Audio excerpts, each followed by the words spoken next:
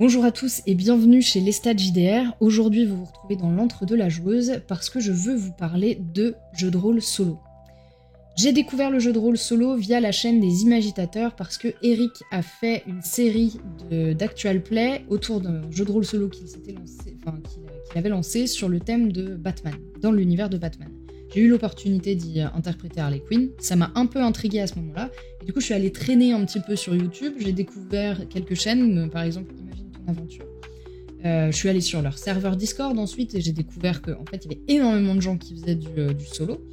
Ça m'a intriguée, j'ai eu une petite piqûre de rappel quelques mois plus tard parce que un pote m'a envoyé son jeu de rôle solo, l'irréparable. Et j'ai trouvé l'idée extraordinaire. J'ai essayé de me lancer, mais en fait, j'étais pas du tout cadrée. Je me cadrais pas assez. J'étais très vite intimidée par l'étendue des possibilités qu'il y avait. J'ai pas su me concentrer et j'ai pas finalisé ma partie. J'ai une histoire, mais j'ai pas finalisé. J'ai pas concrétisé par un écrit qui était propre ou par un actual play qui était beau. Ensuite, suite à ça, j'ai écouté des actual plays qui étaient donc d'autres actual plays de solo, notamment toujours chez les Imagitateurs. De Après l'accident, c'était par Jenny. Il y a aussi Gauvin qui en a fait un de Après l'accident, et il me semble que Charlie chez les compteurs en a fait aussi. Bref, j'ai découvert cet univers de jeux de rôle solo un peu par hasard. J'ai fureté de ci de là et j'ai décidé de me lancer parce qu'il n'y a pas longtemps, lorsque je suis allée dans une boutique de jeux, j'ai découvert ça. Quand les murs me parlent, c'est un jeu de rôle d'horreur en solo créé par Andrew Boyd et ça m'a très très vite arrêtée parce que moi je suis une fan du graphisme et là j'ai trouvé que le graphisme était extrêmement léché. J'ai trouvé que c'était très beau. Enfin, ça donne tout de suite une idée de ce qui va se passer. Ça nous dit directement dans quel univers on va être plongé. Et cet univers m'a parlé tout de suite. Il y a des planches à l'intérieur qui sont vraiment très jolies. Il y a plein de choses. Moi, ça m'a vraiment arrêté en fait. Et donc du coup, j'ai pris ce petit bouquin de jeu de rôle. La première chose que j'ai lue, c'est que c'était fait en 15 à 60 minutes, ce qui m'a dit que moi, pour quelqu'un qui suis pas très très patiente et qui a une concentration de mouche, ça pourrait aller très très bien. La complexité étant faible du jeu, forcément, pour une débutante, ça m'a un peu rassurée de le lire. L'objectif était très clair, à savoir il faut apprendre les secrets des bâtisses dans lesquelles on enquête et surtout l'atmosphère qui était déjà bien diffusée par ce que j'avais entreaperçu sur la couverture. L'atmosphère, investigation, ténèbres, horreur, sang, claustrophobie, nihilisme. Bref, un programme en or pour quelqu'un qui aime l'horreur en jeu de rôle. Je parle bien d'horreur, je parle pas forcément de gore. Et ensuite j'ai lu ça, je vais vous le lire.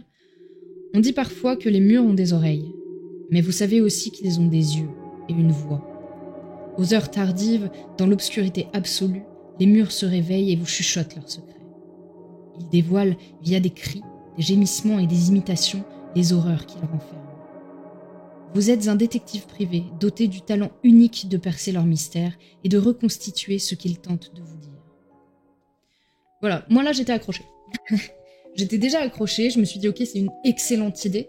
Ça m'a tout de suite fait penser à un film que j'avais adoré découvrir sur Netflix qui s'appelle I Am the Pretty Thing That Lives in the House. Je vous écrirai le titre en bas parce que, à mon avis, mon accent ne vous a pas trop aidé. Et bref, j'avais cette espèce d'horreur un peu latente, liminale, vous savez, lente, qui prend son temps, qui arrive doucement. Et quand elle arrive. Et bref, ça m'a vraiment renvoyé à ça. Ça m'a renvoyé aussi, cette figure-là, elle m'a renvoyé bêtement à Ithaca, que j'ai croisé dans le jeu de plateau Horror à Innsmouth. Pas du tout. Horror à Arkham. Mais c'est vrai qu'il y a Horror à Innsmouth aussi. Et bref, ça m'a vraiment parlé. Ça a évoqué plein d'univers que j'ai beaucoup aimé. Donc je me suis dit, ok, je vais tester ça. En plus, ça me paraissait extrêmement simple. Et comme je vous l'ai dit tout à l'heure, j'ai besoin d'être extrêmement guidée. Il n'y a rien de plus simple que ce jeu, on va pas se mentir. Il vous faut 54 cartes. Alors moi j'ai choisi des cartes Harry Potter, c'est ce que j'ai trouvé, qui ne collent pas du tout avec cet univers, mais qui collent avec l'ambiance de la chaîne en ce moment, ou ce mois-ci, on va dire. Et en fait, sur ces 54 cartes, vous allez les mélanger bien entendu, et faire en gros un tas de 9 cartes que vous allez piocher. Ces 9 cartes vont vous renvoyer ensuite à des tables aléatoires. Voilà, celle-ci, elle est pas très jolie. Je vais vous en choisir une jolie. Parce que j'aime. Ah voilà, celui-ci m'avait beaucoup. Ça va vous renvoyer à des tables aléatoires. Donc vous voyez là, en fait, la couleur vous indique ce qui va parler dans le lieu où vous êtes. Donc là, ce serait pour le pic les interstices. Et ensuite, la valeur va vous dire ce qu'il se passe. Donc la valeur, elle va vous renvoyer en fait un petit texte qui va remplacer le MJ parce que c'est en gros la maison, enfin l'endroit où vous êtes qui va réagir à votre présence. Et ensuite, ce petit texte va s'ouvrir par des questions, ce qui va en fait vous rendre la narration. Bon, c'était vraiment extrêmement simple. Moi, ça m'a beaucoup plu. J'avais besoin que ce soit très simple. Je suis tombée sur ça. C'était parfait. Vraiment très cool. C'était pas cher en plus. Bref, dans l'ensemble, le jeu, je le trouve vraiment réussi. J'ai donc essayé d'y jouer. J'ai joué, je crois, pendant 1h30. Et là, je ne parle que de l'écrit. Et en fait, j'ai déjà essayé, j'ai fait l'erreur suprême, je pense. Je pense que tous ceux qui sont solistes pourraient me mettre une petite tape derrière la tête. Parce que moi, j'ai essayé déjà de tout faire à l'oral. Comme j'ai vraiment cette approche du JDR solo en actual play, je me suis dit, mais en fait, moi, je vais faire un actual play aussi. Parce que j'ai besoin de le partager. Ça, c'est autre chose qui vient. Mais le JDR solo, moi, ce qui me dérange un petit peu, c'est que c'est du solo. Et que du coup, ce que je fais, ce que je produis, n'est pas partagé, n'est pas vu par d'autres. Donc, je me suis dit d'emblée, je me suis dit, je veux en faire un actual play. C'était indispensable pour moi. Parce que, en fait, je vais travailler pour faire quelque chose. Et j'avais besoin, en plus de me fixer cet objectif, d'avoir un espèce de produit fini qui m'empêcherait de refaire le fiasco de l'irréparable. Le jeu que je n'ai pas fini de tester. Un jour, je le terminerai. Bref, donc j'ai déjà essayé tout à l'oral. Ça n'a pas très bien marché. Du coup, j'ai fini par écouter et suivre les conseils de mon ami Gauvin, qui m'a dit que lui, il avait commencé d'abord par l'écrit, en prenant juste des petites notes, et que ensuite il avait relu ça à l'oral, et que puis il s'était lancé dans du montage juste après. Et avec cet univers-là, je pense que en fait le jeu indique vraiment où est-ce qu'on joue, comme il dégage très bien cette atmosphère. Très vite, j'ai su ce que je voulais faire. Je savais à la perfection décrire ce que j'avais envie de décrire, et surtout de caler de quel son caler où. Je m'étais dit, ok, je vais y aller à fond, je vais caler des bruitages, je vais caler de la musique, je vais essayer de donner une ambiance, je vais essayer de donner un produit qui est aussi joli que celui que j'ai entre les mains. Ça m'a vraiment motivé de faire ça. Bon, voilà, en partant de ça, je me suis dit que j'allais, et je n'ai pas eu tort, j'allais avoir du travail de montage. Au final, les règles remplacent le MJ, et elles vous permettent de rebondir, mais moi, ça m'a pas suffi. J'ai besoin en fait de m'appliquer, et je trouve que je m'applique beaucoup plus quand j'ai quelqu'un d'autre qui vient rajouter son grain de sel. Et je trouve que là, le système, pour moi, en tout cas, ça marche pas très bien, parce que je vais vraiment rester sur ma logique, à tel point qu'en fait, je me suis rendu compte que j'avais pas suivi exactement les règles. Je suis très fière de ce que j'ai fait, j'aime beaucoup. Mais honnêtement, je crois que j'ai pas suivi tout à fait la proposition. Et je pense que peut-être que j'aurais pu faire quelque chose d'un peu différent. Bon, l'enregistrement a été laborieux. Pourtant, j'ai vraiment pris des notes. J'ai pris des notes sur ce que je voulais faire, etc. Au fur et à mesure, je tirais les cartes et je me racontais l'histoire. Enfin, j'écrivais rapidement l'histoire. Et au moment d'enregistrer, je lisais mon histoire, mais je me disais, mais en fait, c'est pas le bon matériel. C'est pas le bon matériel de restitution. Ce qui fait que j'ai vécu l'histoire une seconde fois en la racontant, là, sous forme orale, et ça m'a fait changer pas mal de petites choses. Bon, on va appeler ça les aléas du direct, ou plutôt, Kyaku ne sait pas suivre des règles. Voilà, tout simplement. Même quand c'est elle qui se les pose. Bref, donc du coup, moi, j'ai joué de cette manière-là. D'abord l'écrit, puis ensuite, je me suis enregistrée. J'ai passé un excellent moment. Et je pense que c'est un très bon exercice de structure de scénario. C'est-à-dire que je sais que là, j'ai inventé un scénario qui me plaît, que je me serais éclatée à faire jouer en duo à quelqu'un. Et je me suis éclatée aussi à le monter. J'avais une vision très claire, donc du coup je savais très bien comment je voulais le faire. J'avais les outils qu'il fallait et tout, donc du coup c'était très pratique. Et j'ai une grande fierté à le réécouter, même si j'ai tendance à avoir un petit peu les défauts. J'avoue que, franchement, pour une première partie complète, je me suis pas si mal débrouillée que ça. Mais, à mon sens, ça reste un travail d'invention qui me permettra de travailler à la création de scénarios. Et je dois l'expliquer, en fait, c'est parce que très souvent, j'ai eu besoin de faire des allers-retours dans mon récit. C'est-à-dire qu'à un moment, je me suis retrouvée à un endroit de mon récit et je me suis dit, mon Dieu, ça ne colle pas avec ce qui s'est passé auparavant, donc obligée de sortir du moment présent dans le récit, de revenir en arrière, de corriger, puis de revenir au moment présent, et d'avoir quelque chose d'un peu plus corrigé.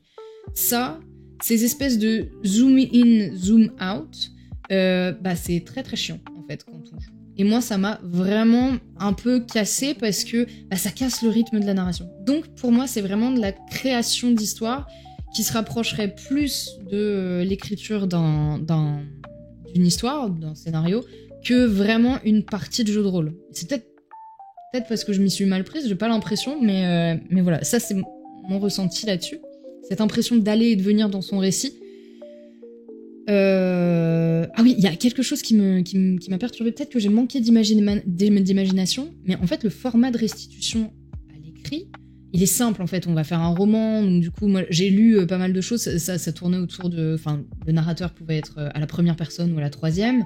J'en ai même vu un qui tutoyait ou vous voyez le lecteur pour l'impliquer davantage. Mais en fait, en termes de restitution orale, je me suis dit, avec l'idée que j'avais, je me suis dit, mais en fait, c'est forcément un carnet de bord. Et c'est vrai que tout ce que j'ai trouvé, ça fait plus ou moins un carnet de bord. Et je trouve ça un peu dommage. Alors peut-être qu'on manque d'imagination, peut-être qu'on aurait dû faire quelque chose de plus proche de ce qu'a fait Eric dans Les Imagitateurs. Mais il y a pas mal de fois où, en fait, quand j'écoute les actual plays, ça tourne vraiment autour de ça. Donc, la simplicité, c'était vraiment de faire cette espèce de journal de bord. Et voilà. Bon, j'ai quand même fait à ma sauce. Je vous laisserai le découvrir. Ouais, donc la restitution, elle est vraiment pas simple. Il y a aussi quelque chose qui me gêne, qui est à peu près sur le même thème que l'aller et venue dans le scénario. C'est qu'en fait, comme vous êtes seul, la surprise et l'inattendu que moi, j'adore en jeu de rôle, je l'ai pas. J'ai pas de surprise. Je sais ce que je vais inventer. Des fois, j'ai un petit éclair de génie où je me dis « Ah mais oui, bon sang, mais c'est bien sûr, je vais ramener cette histoire-là. » Mais en fait, c'est pas comme quand un MJ vous dit « Et là, il se passe ça. Et ça va faire 6 sessions qu'il le prépare. Et vous ne l'avez pas vu venir. » Et pourtant, maintenant, vous repassez la scène et vous vous dites « Mais oui, bon sang, mais c'est bien sûr, ça devait arriver. » Et ça, je l'ai pas retrouvé. Cette sensation, je l'ai pas retrouvée dans du jeu de rôle solo. C'est quelque chose qui est très lent, très contemplatif, justement, et qui, je pense, ne me correspond pas plutôt pour ces raisons-là. Autre chose qui m'a gênée, parce que dans le jeu de rôle, moi, ce que j'adore, c'est le RP. Le RP, il y a 2 problèmes. Déjà, comme je me rends la parole à moi-même, j'avoue que c'était pas ce qu'il y avait de plus fou. Et comme j'ai fini par jouer une seule personne et qui n'a pas eu vraiment d'interaction, de dialogue avec une autre entité, je vous laisse découvrir, ça manque de RP. Et moi, ça me fait perdre mon intérêt pour la chose, parce que via le RP, j'ai tendance à pouvoir bleed. Il faut vraiment trouver un autre mot pour ça, parce que bleed, ça fonctionne pas exactement. Là, j'ai pas pu faire ça, parce que même si je rédigeais l'histoire, je savais très bien ce que ressentait mon personnage, je le savais, mais je le ressentais pas. Parce que j'étais vraiment dans ce mode de créatrice et pas du tout dans ce mode de joueuse. Et ça m'a vraiment, vraiment manqué, ça m'a empêché en fait de m'immerger vraiment dans l'histoire. Je pense que c'est peut-être pas plus mal et que c'est peut-être pour ça aussi que j'ai pas pensé à mettre j'ai pas pensé vraiment à, par exemple, mettre un deuxième intervenant. Pourquoi pas faire un deuxième investigateur ? Ça peut être très intéressant. Ça peut être très, faire une espèce de récit croisé, etc. Ça pourrait être très sympa d'ailleurs comme idée d'actual play. Enfin bon, bref. Pas de RP, pas de bleed. Et alors, je dis qu'il n'y a pas de RP, mais qu'on soit d'accord, l'interprétation de l'actual play, c'est quelque chose qui est du domaine du RP, mais malheureusement, mon RP, il était, comme j'étais seule, et que je pouvais rebondir ni sur d'autres joueurs, comme quand on fait du JDR à plusieurs, ni sur un MJ, comme quand on fait du JDR avec un duo uniquement, qu'il y avait que moi, et ben je me suis vite rendu compte que j'avais une logique, que je suivais jusqu'au bout, et que j'allais tout droit dans cette logique, tout droit, tout droit, tout droit. C'est ma faute, certainement, c'est peut-être une erreur de débutante pour du solo, je veux bien l'entendre, mais c'est quelque chose qui va vraiment en sortir. Il n'y a pas, vous savez, cette espèce d'émulation qu'on peut retrouver quand on est pris au dépourvu, quand un joueur va venir vous voir, par exemple, voyez ça. Quand vous êtes en train de jouer à une scène très triste, votre personnage vient de perdre sa sœur, par exemple. Vous êtes triste, horriblement triste. Ce sont ses funérailles, il y a tout le monde autour de vous, tout le monde vous regarde en plus, les regards sont pesants, et vous vous sentez mal, vous êtes triste, mais vous avez peur aussi, il y a beaucoup de sentiments qui vont vous chambouler. Et ça, moi, je les avais ressentis. Jusque-là, c'était bon. Mais ce qui manque dans le solo, c'est la partie d'après. C'est le moment où en fait votre personnage qui est accablé par le chagrin et par le regard des autres va sentir une main chaude se poser sur son épaule et lui apporter une légèreté parce que lorsqu'elle se retourne, elle découvre le visage souriant de son cousin qu'elle n'a pas vu depuis 10 ans. Et ben ça manque. Ça m'a manqué, vous voyez. J'ai pas pensé à ça parce que peut-être que j'étais trop lancée dans mon truc, mais il n'y a pas non plus la petite réplique de l'autre joueur qui va jouer votre cousin qui va vous dire je suis heureux de te revoir, enfin, qui va vous faire penser à autre chose. Vous voyez, il n'y a pas de nuance. Enfin, je trouve pas qu'il y ait de quoi rebondir autant que quand quelqu'un amène son grain de sel dans une histoire. Bon, ce qui m'amène aussi à autre chose, quand j'ai écouté les actual plays de tout le monde, des fois je trouve que c'est surjoué. J'ai eu cette réflexion-là quand je les ai écoutés, et quand j'ai écouté le mien, je me suis dit, ouais, bon. Franchement, oui, parfois c'est surjoué. C'est surjoué parce qu'on n'est pas des pros, c'est surjoué parce que en fait, on s'enfonce dans un jeu. On s'enfonce toujours, on va toujours plus loin dans ce ressenti-là. Il n'y a personne pour nous en faire dévier un petit peu au bon moment, vous savez, il n'y a pas le MJ qui va nous amener un nouvel élément qui va nous faire oublier la tristesse, ou qui va nous faire oublier la peur, ou l'angoisse, etc. Non, ça je trouve que ça manque un petit peu. Bon, bien entendu, c'est en fait finalement ce qui va manquer, c'est plus une intervention humaine. Bien entendu, le système fait ce qu'il peut, mais il a des limites. C'est ça. Bref, si on parle encore des difficultés de l'actual play c'est génial à écouter à la fin, mais alors à monter, mamma mia, j'ai passé 6 heures, je crois, au total, avant d'avoir un résultat qui me convenait à peu près. 6 heures de montage, c'est énorme. J'ai tâtonné beaucoup, hein. Dans les 6 heures, je crois que je compte une petite pause de 1 heure où je discute avec des gens aussi, mais il y a eu vraiment 6 heures où j'ai, enfin au moins 5 heures, où j'ai essayé de trouver des sons qui correspondaient à ce que je voulais, trouver des effets à rajouter sur la voix parce que j'ai décidé de faire un récit sous un format un peu particulier, rajouter des sons, des musiques, etc. Et puis en plus, je me suis pris la tête parce que je me suis dit « Ah non, mais je veux quand même interpeller l'auditeur, donc du coup, je veux qu'il se passe quelque chose, je veux qu'il soit intrigué d'entrée de jeu. » Et donc, j'ai voulu rajouter des petits trucs. Au total, 6 heures de montage. 6 heures de montage, c'est énorme. L'investissement, il est gigantesque. Et c'est pour ça que je me suis dit d'accord pour le jeu de rôle solo, d'accord pour de l'actual play de jeu de rôle solo, parce que moi, j'ai quand même besoin d'avoir un résultat final, hein, je vous l'ai dit au tout début. Il me faut quelque chose à la fin d'une partie de jeu de rôle pour avoir un bon souvenir. Voilà, bah l'actual play c'était ça. Je vais pas mentir, je ferai pas un actual play toutes les semaines. Clairement, j'aurai jamais la patience. D'autant que sur l'actual play, je viens d'y penser, mais moi j'ai pas rajouté le... Ah ok, donc là je pioche une carte, c'est un 9 de pique, et du coup le 9 de pique c'est ta. Non, moi j'ai dégagé totalement le système et je vous ai juste raconté ma partie à moi. Vous me direz ce que vous en pensez. Bon, et dernier point à aborder, parce que je voulais que la vidéo dure pas trop longtemps, et je crois qu'on en est déjà à 20 minutes. Je me suis rendu compte, après, totalement innocemment, que je n'avais pas suivi les règles. Voilà, ça c'est du kakou.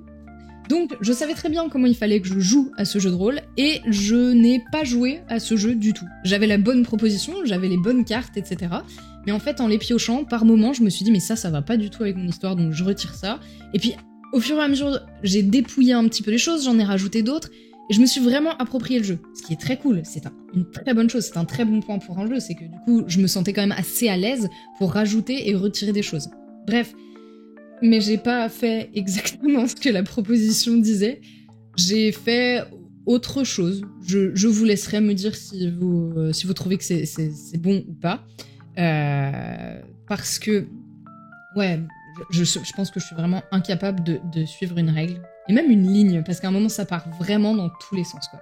Enfin, non, ça part vraiment dans un sens qui est assez inattendu.